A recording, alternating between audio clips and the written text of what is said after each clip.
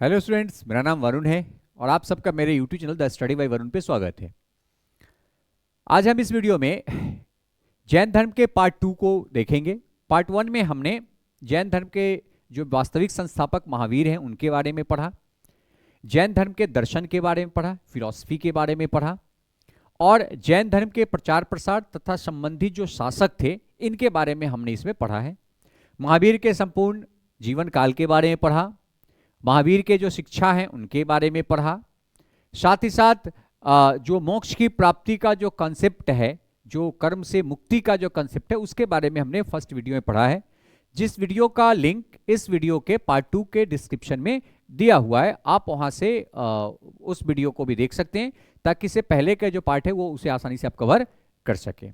हमारे हर वीडियो की जो PDF है वो हमारे Telegram channel the study bye Varun पे अपलोडेड है, जिसका लिंक हमारे वीडियो में दी रहती है, हमारे वीडियो के डिस्क्रिप्शन में दी रहती है। तो आप डिस्क्रिप्शन के लिंक के थ्रू आप हमारे Telegram channel the study bye Varun से आप उन सारे PDF को डाउनलोड कर सकते हैं, या फिर हमारे गूगल प्ले स्टोर पे जाके हमारा जो ऐप है द स्टडी बाय वरुण, उस ऐप से भी आप PDF को डाउनलोड कर सकते हैं। तो चलिए शुरू करते हैं पार्ट 2 में। पार्ट 2 में बेसिकली हमें जैन धर्म के जो संप्रदाय है, खास करके 2 संप्रदाय में ये बांटा गया। ऐसे जैन धर्म का जो बंटवारा है वो तो जमाली के अलग होने से ही शुरू हो गया, लेकिन वास्तविक रूप से जो बंटवारा हुआ है वो श्वेतांबर और दिगंबर के रूप में भी हुआ है, जो 298 ईसा पूर्व के बाद ये प्रक्रियाएं शुरू हुई है। तो हम जैन धर्म के संप्रदाय के बारे में पढ़ेंगे, फिर हम आगे चल करके जो जैन मीटिंग हुई थी उसके बारे में पढ़ेंगे। 4 सभाएं हुई थी जिसमें 2 सभा हैं जिसकी जानकारी हमारे किताबों में दी गई है, उसके बारे में पढ़ेंगे। फिर हम जैन धर्म के जो इनके शास्त्र हैं, इनके जो बुक हैं उनके बारे में हम डिटेल में पढ़ेंगे। तो बेसिकली जो जैन धर्म का संप्रदाय है ये 2 संप्रदाय में बटा है, एक को कहते हैं श्वेतांबर और एक को कहते हैं दिगंबर। देखिए इसका कंसेप्ट कैसे समझिए। 298 ईसा पूर्व में मगध का जो क्षेत्र है वहां पे अकाल पड़ा, और जैन धर्म का कॉन्सेप्ट है कि भाई वो किसी को मारता नहीं है, अहिंसो परम धर्म है, अहिंसा ही इनका परम धर्म है, ये हिंसा कभी भी नहीं करते। इसलिए आप देखते हैं जो जैनी लोग होते हैं इवन वो अपना बाल भी नहीं कटवाते हैं, वो बाल भी उखाड़ते हैं। जो जैनी संत होते हैं बाल उखाड़ते हैं, वो किसी भी सजीव चीज को नीचे को काटते नहीं है, वो काट छाट का काम नहीं करते हैं। और अकाल पड़ेगा, भूखमरी होगी तो हो सकता है वहां पे कुछ गलत ना हो जाए, इसीलिए कुछ जो जैन धर्म के गुरु थे वो मगध के क्षेत्र से निकल के कर्नाटक चले गए। जो यहां पे लिखा भी हुआ है कि मौर्य शासक चंद्रगुप्त के समय में जैन धर्म 2 संप्रदायों में विभक्त हो गया। क्यों? क्योंकि चंद्रगुप्त के समय में मगध में अकाल पड़ा। इस समय जैन संप्रदाय के प्रमुख भद्रबाहु थे। क्या नाम था? भद्रबाहु, जिनके शिष्य थे चंद्रगुप्त मौर्य। भद्रबाहु थे। अकाल की परिस्थिति में जैन सिद्धांतों के पालन हेतु भद्रबाहु के नेतृत्व में कई जैन मतालंबी मगध छोड़कर दक्षिण चले गए। दक्षिण मतलब खास करके कर्नाटक चले गए। कहां चले गए? कर्नाटक चले गए। किसके नियंत्रण में? तो बेसिकली भद्रबाहु के नियंत्रण में कर्नाटक चले गए। कुछ लोग इस समय दूसरे जैन गुरु जिनका नाम था स्थूल भद्र, स्थूल भद्र यहीं रह गए, स्थूल मतलब स्थिर, यहीं रह गए, मगध में ही रह गए। तो स्थूल भद्र रह गए मगध में और भद्रबाहु चले गए कर्नाटक। ठीक है। अब ये कब गए? जब अकाल पड़ा था। अकाल के बाद जब भद्रबाहु वहां से रिटर्न आए, कर्नाटक से यहां पे रिटर्न आए और स्थूल भद्र के जो अनुयायी थे उनके साथ मिले, तो वहां पे क्या हुआ? वहां पे विवाद हो गई। विवाद ये हुई कि भद्रबाहु के लोगों का कहना था कि जो लोग यहां पे रहा वो जैन धर्म के प्रिंसिपल का फॉलो नहीं किया है, कुछ ना कुछ वो गलती किया है, अर्थात उसको जैन धर्म से अलग किया जाए। और वही विवाद के कारण जैन धर्म 2 पार्ट में बटा। एक को कहते हैं हम श्वेतांबर, दूसरे को हम कहते हैं दिगंबर।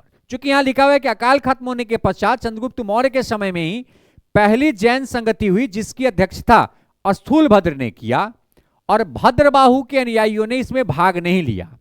क्यों? क्योंकि उनका मानना था कि अकाल के समय मगध क्षेत्र में रहने वाले जैनियों ने जैन सिद्धांतों का पालन नहीं किया था। इस स्थिति में जैन संप्रदाय के 2 भाग हुए, अर्थात भद्रबाहु के अनुयायियों का कहना था कि स्थूल भद्र के अनुयायी जैन धर्म का पालन यहां पे नहीं किया होगा अकाल के समय में, इसीलिए हम जो जैन संगति, प्रथम जैन संगति हुई उसमें भाग नहीं लेंगे, अर्थात हम स्थूल भद्र को अपने समूह से बाहर करते हैं। और उसी समय दो संप्रदाय का जन्म हुआ जिसे हम श्वेतांबर और दिगंबर कहते हैं। श्वेतांबर संप्रदाय जिसके कौन है संस्थापक, स्थूलभद्र, और दिगंबर के कौन है, भद्रबाहु। श्वेतांबर वही है जो श्वेत वस्त्र पहनते हैं, दिगंबर वही है जो नगण्य नंगा रहते हैं, वो क्या है, दिगंबर है। नेक्स्ट, श्वेतांबर और दिगंबर जो के भी कुछ उप संप्रदाय हुए आगे चल करके, जिसमें श्वेतांबर के जो बेसिकली संप्रदाय है उसमें एक संप्रदाय है जिसको कहते हैं डेरावासी, और दूसरा का नाम है स्थानकवासी। डेरावासी और स्थानकवासी ये श्वेतांबर के हैं। और श्वेतांबर के कौन है, गुरु कौन है, तो इनका नाम है स्थूलभद्र। क्या नाम है, स्थूलभद्र। और जो दिगंबर संप्रदाय हैं, भद्रबाहु के संप्रदाय जो कर्नाटक चले गए थे, इनके कुछ उप संप्रदाय हैं जिसमें कौन सा आता है, तरपपंथी, बीसपंथी, यापनी संप्रदाय। ये बहुत महत्वपूर्ण है। यापनी संप्रदाय किसका उपभाग है, तो दिगंबर का है। दिगंबर के कौन थे फाउंडर, तो उनका नाम था भद्रबाहु। और श्वेतांबर के फाउंडर कौन है, इनका नाम है स्थूलभद्र। तो बेसिकली दो भागों में बटा जैन धर्म। भद्रबाहु के द्वारा दिगंबर संप्रदाय की स्थापना की गई और स्थूलभद्र के द्वारा श्वेतांबर संप्रदाय की स्थापना की गई। दिगंबर जो है वो बहुत कठोर है, श्वेतांबर थोड़ा सा उसे नर्म है। दिगंबर परिवर्तन नहीं मानता है, श्वेतांबर थोड़ा सा परिवर्तन को एक्सेप्ट करता है। जैसे आप बौद्ध धर्म में ही पढ़े हैं ना कि भाई वहां पर एक थेरवादी था जो बेसिकली नहीं मानता था परिवर्तन को, और वही एक जो वहां पर जो परिवर्तनवादी था वो बेसिकली परिवर्तन को मानता था। तो उसी तरीके से दिगंबर जो है ना वो बेसिकली थेरवादी संप्रदाय हो जाएगा, अर्थात जो रूढ़िवादी संप्रदाय हो जाएगा, और श्वेतांबर जो है ना ये परिवर्तनवादी संप्रदाय है।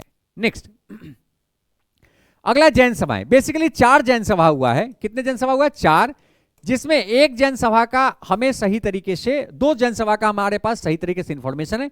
जिसमें पहली जैन सभा जिसका जो वर्ष है वो लगभग 298 ईसा पूर्व है, क्योंकि 298 ईसा पूर्व में चंद्रगुप्त मौर्य की मृत्यु होती है, और जो बिंदुसार है वो मौर्य साम्राज्य का दूसरा शासक बनता है, और बिंदुसार के ही पुत्र थे अशोक। इसका जो स्थल था ये कहां हुआ था, पाटलिपुत्रा में हुआ था, और इसके अध्यक्ष कौन थे, स्थूलभद्र थे। और इसी में बेसिकली जैन धर्म का 2 भाग में विभाजन हुआ। क्या हुआ, 2 भाग में विभाजन हुआ। साथ ही साथ इसी जैन सभा में जैन साहित्य के 12 अंग का संकलन भी किया गया। तो विभाजन भी हुआ और 12 अंग का संकलन भी किया गया। दूसरा जो जैन सभा हुआ है वो बेसिकली 6ठी शताब्दी में लगभग 512 ईस्वी के आसपास में हुआ है, और ये बेसिकली बल्लभी गुजरात में हुआ है, जिसकी अध्यक्षता देवधरनी के द्वारा की गई है। तो इसके अध्यक्ष कौन थे, देवधरनी इसके अध्यक्ष थे, और देवरगनी के द्वारा द्वितीय की अध्यक्षता की गई और स्थूलभद्र के द्वारा प्रथम की अध्यक्षता की गई। और इसमें बेसिकली जैन साहित्यों का संकलन किया गया है। इसमें बेसिकली जैन साहित्यों का सर्वाधिक संकलन द्वितीय जैन संगति हुई थी, जो बेसिकली देवर्धिगण के अध्यक्षता में 512 ईस्वी में गुजरात के बल्लभी में आयोजित किया गया था। नेक्स्ट, अगला है जैन साहित्य पूर्व। देखिए जैन साहित्य में एक शब्द का यूज होता है पूर्व। पूर्व को प्राचीन ग्रंथ जो होते हैं जैन के, उनको पूर्व कहा जाता है। जैन के प्राचीन ग्रंथ को क्या होता है, पूर्व। और जैन के कुल कितने पूर्व हैं, 14 पूर्व हैं, अर्थात जैन के प्राचीन ग्रंथों की संख्या कुल कितनी है, 14 है। तो वही कहा गया है कि जैन धर्म के प्राचीन ग्रंथों को पूर्व कहा जाता है, और ऐसा कितना पूर्व है, 14 पूर्व है। एक दूसरा है आगम साहित्य। आगम साहित्य कहता है कि जैन जो साहित्य है वो उसको बेसिकली आगम साहित्य भी कहा जाता है। आगम का अर्थ है सिद्धांत।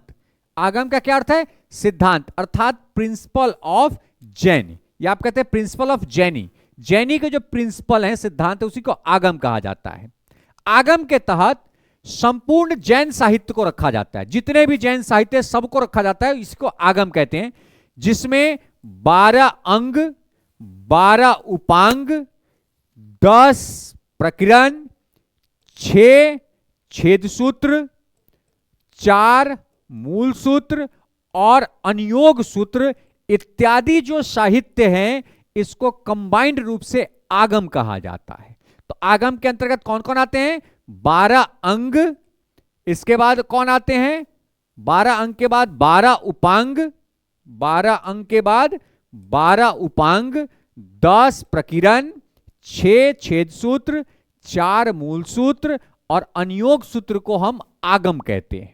और इस आगम साहित्य का संकलन मुख्यतः बल्लवी में ही हुआ था, द्वितीय बौद्ध संगति में हुआ था, जो कि अभी आप पढ़े हैं कि द्वितीय बौद्ध संगति का जो मूल उपलब्धि क्या है, तो बेसिकली इसमें आगम का संकलन किया गया था, जिसके तहत 12 अंग, 12 उपांग, 10 प्रकीर्णन, 6 छेद सूत्र, 4 मूल सूत्र और अग्नियोग सूत्र का यहां पे संकलन किया गया था। और टोटल कितने पूर्व है? तो जैन धर्म के जो प्राचीन ग्रंथ उसे पूर्व कहते हैं और टोटल पूर्वों की संख्या जैन धर्म में 14 है। नेक्स्ट, अब आगम साहित्य का थोड़ा विवरण देख लेते हैं। तो इसमें कहता है कि 12 अंग है। कितने अंग है? 12 अंग है, 12 उपांग है। तो 12 अंग में इंद्रियों जैन सिद्धांत के एक नियम संकलित है। 12 अंग में इंद्रियों जैन सिद्धांत के नियम को संकलित किया गया है। जैसे आप पीटक पढ़े थे ना, सूत पीटक, विनय पीटक, अभिधम्म पीटक बौद्ध धर्म में, तो हमें पढ़े थे ना कि जो विनय पीटक उसमें नियम है, उसी तरीके से जैन धर्म के नियम को 12 अंगों में संकलित किया गया है। प्रमुख अंग कौन कौन से हैं? पहला है अचरांग सूत्र। अचरांग सूत्र में जैन भिक्षुओं के लिए नियम है। जैसे वहां पे विनय पिटक में जैन भिक्षुओं के लिए नियम है, उसे से अचरांग सूत्र में भी जैन भिक्षुओं के लिए नियम है। दूसरा भगवती सूत्र। भगवती सूत्र में महावीर तथा अन्य जैन मुनियों का जीवन चित्रण है। और यही भगवती सूत्र में 16 महाजनपद का भी विवरण है। 16 महाजनपद जो है ना, उसका भी इसमें विवरण मिलता है, यही भगवती सूत्र में। और एक अंगुत्तर निकाय जो बौद्ध धर्म की ग्रंथ है, उसमें भी 16 महाजनपद का विवरण मिलता है। तो 16 महाजनपद का विवरण 2 ग्रंथ से मिलता है, बौद्ध धर्म के अंगुत्तर निकाय और जैन धर्म के भगवती सूत्र से 16 महाजनपद के बारे में विवरण मिलता है, जिस भगवती सूत्र में महावीर तथा अन्य जैन मुनियों के जीवन चरित्र का वर्णन किया गया है, जो 12 अंग का भाग है। तीसरा अंग कौन है? तो इसका नाम है उपसाग। इसका नाम है उपसागद साउ। ये बेसिकली 10 जैन व्यापारियों का वर्णन है, जिन्होंने जैन नियमों का पालन कर मोक्ष की प्राप्ति की है। बेसिकली जो ये उपसागद साउ जो है, इसमें 10 व्यापारियों का वर्णन है, जिन्होंने जैन धर्म का पालन करके मोक्ष की प्राप्ति की है। इसलिए आज भी देखिएगा जैन धर्म में सर्वाधिक सूरत वगैरह के जो व्यापारी हैं, कपड़ा व्यापारी है, वो सर्वाधिक इसके शिष्य बने हुए हैं। नेक्स्ट, इसका था 12 उपांग। प्रत्येक के अंग विस्तार हेतु उपांग है, और प्रत्येक अंग का जो विस्तार हुआ है वो एक एक में दिया गया, अर्थात 12 अंग 12 उपांग। उपांग क्या करता है? अंगों का विस्तार करता है, उसका और विश्लेषण करता है, उसी को उपांग कहते हैं। अगला 10 प्रकीर्णन। ये प्रमुख ग्रंथों की प्रशिष्ट है। ये जितने भी ग्रंथ हैं प्रमुख, सारे ग्रंथों में जो मुख्य हैं वो 10 प्रमुख ग्रंथ हैं, उसका ये विवरण करता है। नेक्स्ट, 6 छेद सूत्र। इसमें भिक्षु भिक्षुनियों के लिए नियम है। इसमें बेसिकली भिक्षु भिक्षुनियों के लिए, जो महिलाएं भिक्षु हैं, उनके लिए नियम बनाया गया है। इसके बाद 4 मूल सूत्र एवं अनियोग सूत्र। इसमें भिक्षुओं के लिए कुछ कुछ नियम बनाया गया है। तो भिक्षुओं के लिए जो नियम है वो बेसिकली किसमें है? 4 मूल सूत्र में है, अनियोग सूत्र में है, छेद सूत्र में है, साथ ही अचरांग सूत्र में भी भिक्षुओं और भिक्षुनियों के लिए नियम बनाया गया है। लेकिन भिक्षुनियों के लिए, महिला जो भिक्षु है उसके लिए बेसिकली नियम किस में रखा गया है? जो 6 छेद सूत्र है उसी में रखा गया है। नेक्स्ट, अन्य ग्रंथ भी कुछ इसके आते हैं, जिसमें भद्रबाहु का कल्पसूत्र, भद्रबाहु के द्वारा लिखा गया कल्पसूत्र है। भद्रबाहु बेसिकली कौन है? तो ये बेसिकली जो दिगंबर संप्रदाय है उसके ये संस्थापक है। इसमें जैन धर्म का प्रारंभिक इतिहास वर्णित है, और भद्रबाहु के जो कल्पसूत्र है इसमें जैन धर्म का प्रारंभिक इतिहास वर्णित है। इस कारण से जैन धर्म का प्रारंभिक इतिहास ग्रंथ भी कहा जाता है। और यही इतिहास, जो प्रारंभिक इतिहास ग्रंथ उसको क्या कहा गया है? तो उसी को कहा गया है पूर्व। उसको क्या कहा गया है? पूर्व। अर्थात पूर्व में कल्पसूत्र भी 14 पूर्व है, उसमें एक जो है वो कल्पसूत्र भी है, जो पूर्व का सबसे पहला ग्रंथ है, क्योंकि भद्रबाहु के द्वारा इतिहास वर्णित किया गया, जो सबसे पुरानी इतिहास जैन धर्म का है। अगला है प्रशिष्ट प्रवन। अभी आप जस्ट पढ़े कि प्रशिष्ट प्रवन हेमचंद्र की रचना है, जस्ट आप थोड़ी देर पहले पढ़े। और हेमचंद्र ने इसमें अपभ्रंश भाषा का व्याकरण ग्रंथ रचा है। इसीलिए कहा जाता है कि जैन धर्म के में ही अपभ्रंश भाषा का विस्तार हुआ था, जो कि जैन धर्म के जो शास्त्र हैं उसका जो भाषा था वो प्रकृत भाषा था, क्योंकि उसमें प्रकृत जो है ना एलाइट क्लास के लोगों का भाषा था। नेक्स्ट, गैधम का, इसमें महावीर की शिक्षाओं का संकलन किया गया है। वही जैन साहित्य का जो भाषा था यह अर्धमगधी था, लेकिन अपभ्रंश भाषा का भी विस्तार उस समय हुआ था। वही जैन तीर्थकों के उपदेश प्रकृति नहीं, सॉरी। और जैन जो तीर्थक थे वो जो भाषा का उपयोग करते वो प्राकृत भाषा का उपयोग करते, मतलब पढ़े लिखे लोगों का, वो नॉर्मल भाषा उपयोग नहीं करते थे। तो इसीलिए कहा जाता है कि जैन धर्म का विस्तार कम हुआ, क्योंकि प्राकृत भाषा जो है ना वो सामान्य लोग नहीं समझ पाते थे। वही अगर वो जन की भाषा बोलते तो सब लोग उसे समझ लेते। यही कारण है कि बौद्ध धर्म का विस्तार अधिक हुआ, जैन धर्म का विस्तार कम हुआ। क्यों? क्योंकि जैन धर्म के जो तीर्थंकर थे उनका भाषा क्या था? प्राकृत भाषा था। लेकिन अपभ्रंश के विकास में जैनियों का प्रमुख योगदान रहा है, क्योंकि अपभ्रंश का व्याकरण के रचयिता कौन है? हेमचंद्र हैं, जो बेसिकली जैन धर्म के एक अनुयायी थे। तो ये कुछ महत्वपूर्ण जैन ग्रंथ हैं। इससे पहले आप जैन ग्रंथ के 14 पूर्व के बारे में पढ़ा, साथ ही साथ जैन ग्रंथ के जो आगम है, आगम में सारे ग्रंथ को रखा गया, जिसमें 12 अंग, 12 उपांग,